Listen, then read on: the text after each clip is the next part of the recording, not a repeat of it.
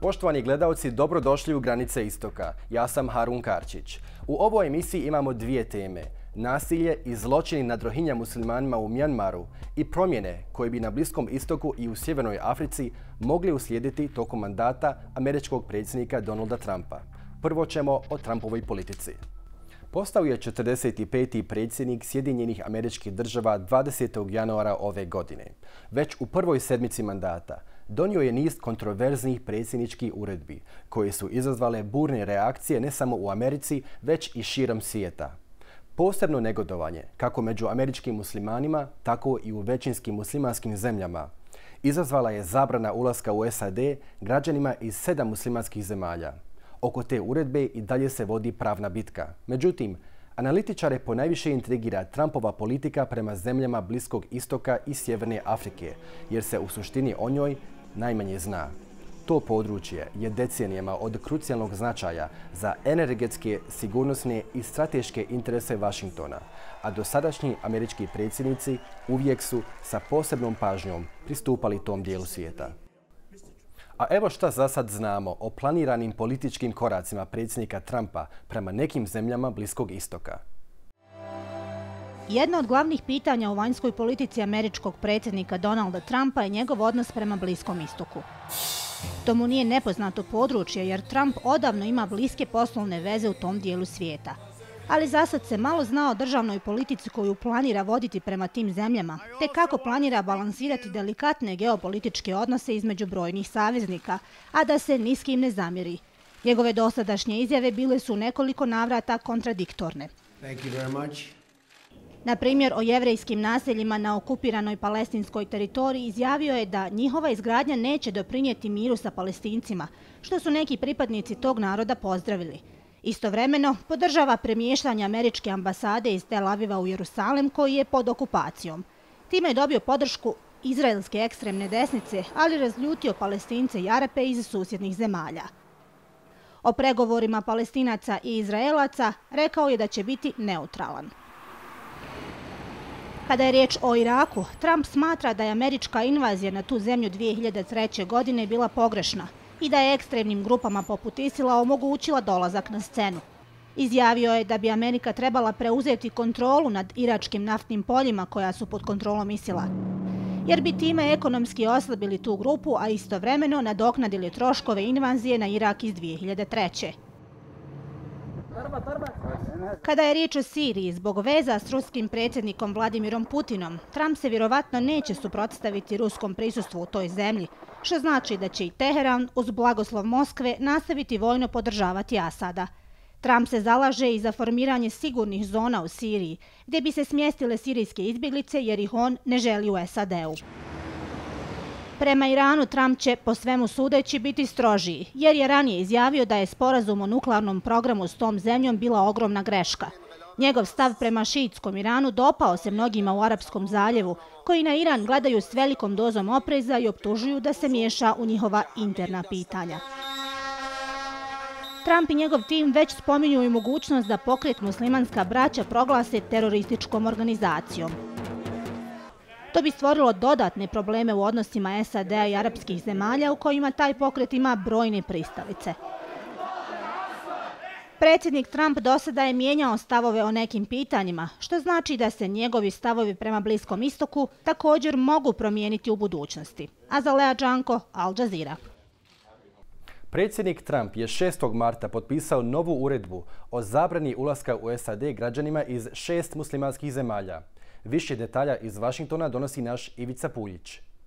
Iz Trumpove administracije poručuju da ovdje nije riječ o zabrani ulaska muslimanima u Sjedinjene Države, nego da je jednostavno riječ o privremenoj zabrani ulaska građanima iz 6 zemalja koje su ili sponzori terorizma, ili u njima vlada bezakonje, ili jednostavno ne znaju tko iz njihovih zemalja gdje putuje, nemaju nikakvu kontrolu nad putnicima iz vlastitih zemalja.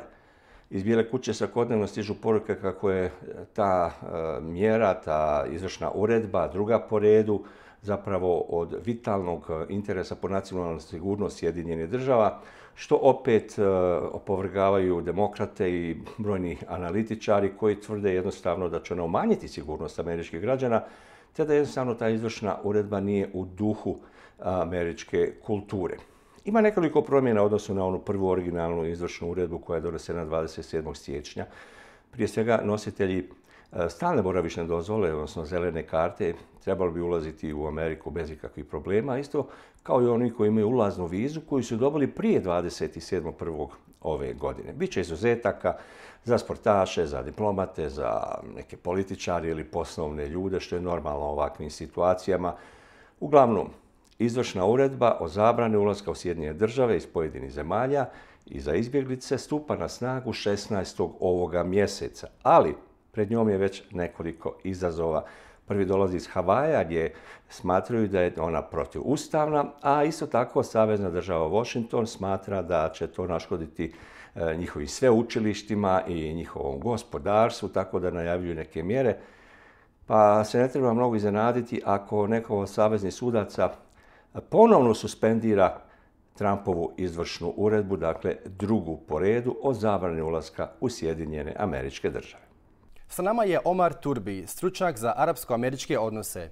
On će nam iz Kalifornije detaljnije pojasniti vanjsku politiku predsjednika Trumpa. Mr. Turbi, hello and welcome to our program. Now, when it comes to President Trump's foreign policy, we don't know much about his plans for the Middle East. His statements so far have been somewhat vague, at times even contradictory. Does he even have a Middle Eastern policy? Well, first of all, thank you so much for having me on. Trump doesn't necessarily have a policy for any place in the world, as we have seen how he handled China and how he's actually handling Russia. And his administration does not have all the ingredients, all the components, and all the personnel or staff he needs to conduct foreign policy yet. However, if he does have all of his staff in place, obviously he's probably going to be very vastly different than what the Obama administration had conducted itself or previous presidents in the past. Right. On Israel and Palestine, Trump has made it quite clear that he's against Jewish settlements. At the same time, he wants to move the U.S. embassy from Tel Aviv to Jerusalem, and he claims to be that he says that he wants to be a neutral mediator between the two. Is that even possible? Let's be very, very clear. We have a president whose foreign policy experience is very extremely limited. I don't believe he has any great knowledge of the inner workings or the history of the Middle East. Definitely they're very contradicting each other. If he changed his mind recently on Israeli settlements, and at the same time he wants to move the U.S. embassy to Jerusalem, they don't make sense. These two items don't make sense. His Mr. Friedman, who's slated to be or possibly be, his confirmation is pending to be the ambassador of the United States to Israel, is a strong advocate of moving the embassy to Jerusalem. He's an advocate of more settlements. In my opinion, he is not likely to be confirmed because the U.S. policy going back many presidents is to have a two-state solution as well as call the Israelis on their expansion and settlements. Right. Therefore, to conclude, going forward, we're in for a very rocky period when it comes to the Middle East and the Palestinian-Israeli issue. Now, Trump has been a very fierce critic of the nuclear deal with Iran. Since coming to power, he has stepped up his rhetoric against Tehran. Do you think Trump will go as far as to scrap the Iran nuclear deal? I don't really think he will be able to scrap it. Again, Trump is displaying ignorance and lack of knowledge of what had transpired during the negotiations between the United States and Iran. And keep in mind, there were many other members at the table negotiating with Iran. The European community, the Russians were involved in the negotiations. He has actually done a lot of damage even by the sheer threat of him canceling the nuclear deal. It's just created a relationship that is not clear going forward with Iran. That will actually make things worse. It makes the Iranians think of other avenues or other options of how to how to deal with the agreement. Yeah, like moving on to North Africa, the U.S. has not been very present in Libya since the toppling of Muammar Gaddafi. Has the U.S. abandoned Libya, and do you think President Trump will maintain the status quo in U.S. relations with Egypt? Well, let's take Libya and leave Egypt aside, because Egypt is a whole different animal. Things are quiet in Egypt because of the Sisi rule, iron-fisted policy he has there. But as far as Libya is concerned, the U.S. has not worked out the proper arrangements with the UN Security Council to possibly implement what I had hoped to be a democratic process. The Obama administration worked out some kind of a deal with an Islamist group in Libya to try to expediently purge out ISIS from Sirte. And although it might seem that that had taken place late November, early December, I don't believe that will be permanent, because Libya needs a democratic process. It cannot be in chaos. So what the Obama administration did prolonged the chaos in Libya, reduced and weakened the governance body in Libya. Going forward, obviously, when we have an administration like the Trump administration right now that doesn't really know what it's doing in anywhere in the world, I would think Libya would be in the back burner. Nothing's going to be happening as far as U.S. foreign policy with Libya. We know that President Trump has extensive business ties with the Arab world. How do you think this will impact his foreign policy? There has been some talk about him leaving some of the Middle Eastern countries, like the UAE or some other places, from the targeted travel ban or ban on the Muslim ban, what's been called as the Muslim ban, because he does have business interests in those countries. But in all candor, no one really knows for sure why, because the list that he had created or used has been in existence since the Obama administration. But Trump has demonstrated conflict of interest in his dealings with his kids in the White House, his daughter right in the middle of decision making.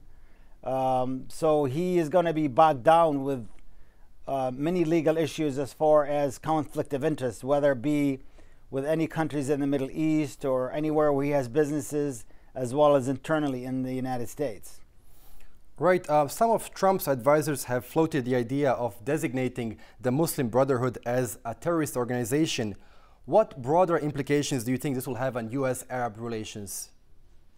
The Muslim Brotherhood organization has long been recognized as a legitimate movement throughout the world, be it in Europe or the United States. You will find many of them as members, as well as in management positions in many prominent Islamic/Arab organizations in the Western world and in Washington, D.C. in particular. Therefore, it would be very difficult for any administration, be it the Trump administration, to designate the Muslim Brotherhood to be a terrorist group. It's going to create a lot of issues. It's going to find a lot of resistance, not only from the Arab American community in the United States or the Islamic community in the United States, but also many members of the U.S. establishment will find that to be not a productive way in dealing with the Muslim Brotherhood or Islamic organizations. Mr. Omarom Turbijem, thank you so much for your time. It was a pleasure speaking to you. Thank you. Poštovani gledalci, bio je to Omarom Turbijem, stručnjak za arapsko-američke odnose iz Kalifornije. A sada na jugoistok Azije. UN-ov Ured za ljudska prava nedavno je objavio izvještaj u kojem se navodi da su mijanmarske snage sigurnosti počinile masovna ubistva i grupna silovanja nad Rohinja muslimanima, te spalile njihova sela u vojnim operacijama koje traju od oktobra prošle godine. U izvještaju preživjeli Rohinje svjedoče o ubistvu beba, dojenčadi, djece, žena i starih, pucanju na ljude koji bježe, paljenju čitavih sela, masovnom pritvaranju, masovnom i sistematskom silovanju i seksualnom nasilju. Pogledajmo video snimak koji je snimio jedan mijanmarski vojnik nakon što je njegova jedinica ušla u selo i počela hapsiti i maltretirati Rohinje.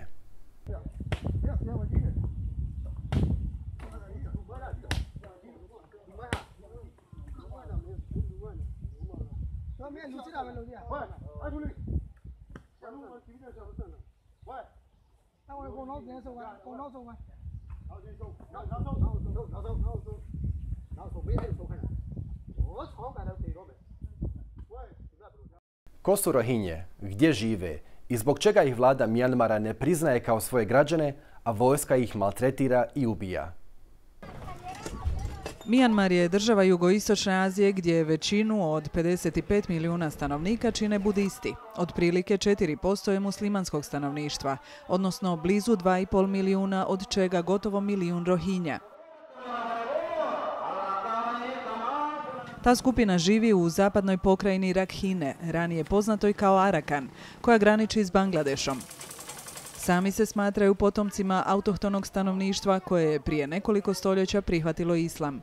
1982. vojna hunta je Rohinjama ukinula državljanstvo, pretvarajući ih u manjinu bez domovine. Ništa se u njihovu položaju nije promijenilo do danas.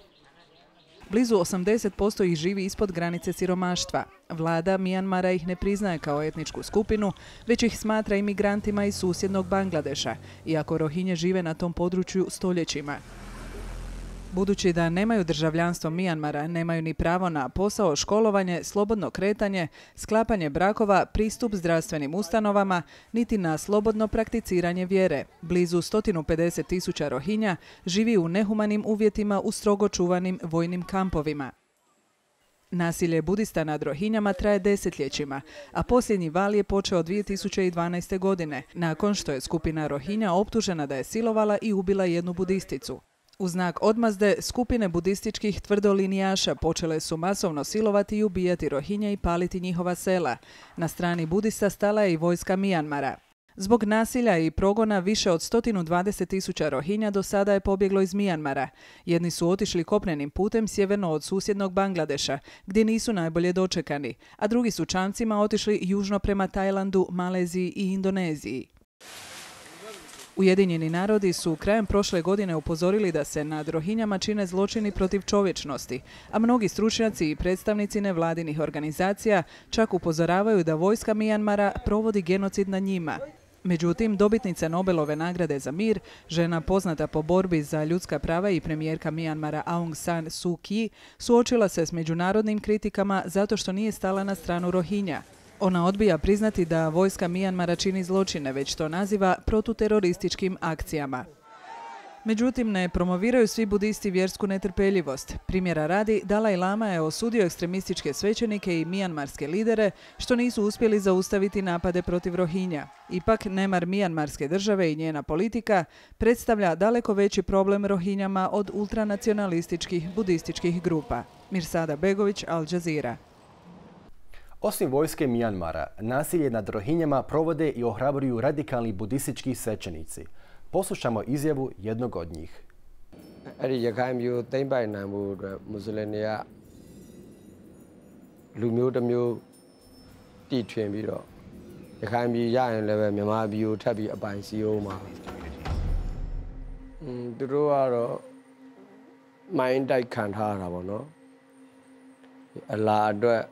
Da bire soye jannago yauma jannama balu nadmiri ne pyoba me balu naside ni u khansa me so ro turo tejin ne yoga phit ni jara yoga sokkat. Gošća naše emisije je Linda Lakhdhir, pravna savjetnica za azijski odjel u organizaciji Human Rights Watch. Ona će nam pojasniti aktualno stanje u kojem žive Rohinje u Mijanmaru. Linda, welcome to our program. Now, mass rapes of Rohingya women, extrajudicial killings of men and even children, and serious human rights violations. Is the government of Myanmar carrying out an act of genocide against the Rohingya? Well, at this point, I don't think it's important to start labeling things. What's really important is to focus on the abuses that have been occurring against the Rohingya population in Myanmar, not just since October, but even before that. There's been discrimination against the Rohingya for quite a while, restrictions on movement, and then since October 9th, there's been very serious concerns about rape and killing and burning and looting. And it's very important that we focus the attention of the international community on what is occurring in Myanmar so that the UN and all of those countries that have some ability to bring pressure on Burma can bring pressure to bear to get them to end the abuses that are occurring, to lift the restrictions on movement, to allow humanitarian access into northern Rakhine, to amend the laws that have discriminated against the Rohingya for quite some time, including the 1982 citizenship law, and most importantly, to allow an independent international investigation to come in to do a full investigation into all of the abuses that have been occurring in Rakhine State. Now, Myanmar security forces have in recent months stepped up their onslaught against the Rohingya. Would you say that the situation now is worse than it was in 2012? Well, unfortunately, because we can't get into northern Rakhine State, it's impossible to say whether it's worse or not as bad as it was in 2012. Since October 9th, northern Rakhine State has been totally closed off to human rights observers and journalists, so it's impossible to verify the full scale of the abuses. But it is very clear that there are serious abuses, have been serious abuses going on in northern Rakhine State. We have documented cases of rape, gang rape, extrajudicial killing, burning of homes, and a range of other serious human rights abuses. As these gang rapes and killings are carried out by Myanmar security forces, would you say that this is part of a well-planned and systematic assault against Myanmar's Muslim minority? I mean, certainly the evidence appears to indicate a systematic use of rape and sexual violence against Rohingya women and girls since October 9th. But there's a lot more investigation that needs to be done to determine how widespread this is, whether other abuses are also systematic, and whether it's part of a larger plan. Right. As someone who works for an international human rights organization, how difficult is it to access Myanmar? How difficult is it to speak to victims and collect information on alleged crimes? Well, when it comes to northern Rakhine State, right now it is extremely difficult. As I've said, since October 9th, the area has been totally closed off to journalists, to human rights observers, to individuals like the Researchers for Human Rights Watch. So what we have had to do to collect the evidence we have been able to collect is to use things like analysis of satellite imagery. And it was through analysis of satellite imagery that we were able to determine that at least 1,500 buildings have been burned in northern Rakhine State as of the end of November, between October 9th and the end of November. We also have sent researchers into Bangladesh to interview some of the approximately 69,000 Rohingya who have fled to Bangladesh in the recent violence. And so we have had to send people there in order to interview people and try and document their stories. But we cannot get into northern Rakhine itself at all. Right. The Rohingya have had far less international attention than, say, the Yazidis under the hands of ISIL.